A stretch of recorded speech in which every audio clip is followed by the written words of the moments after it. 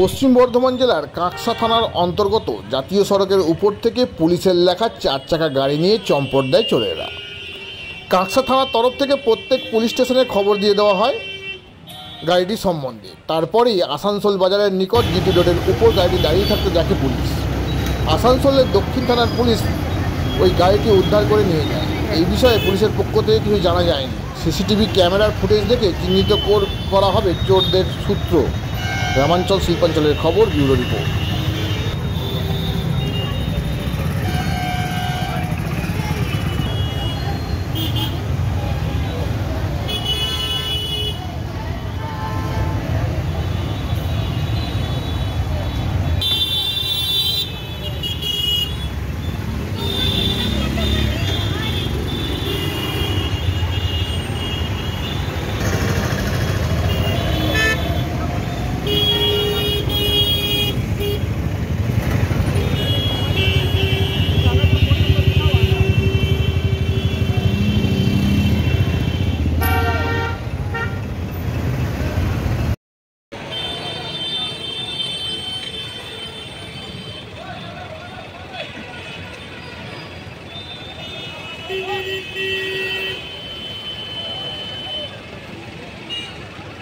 ठीक बनाते हो डिजाइन।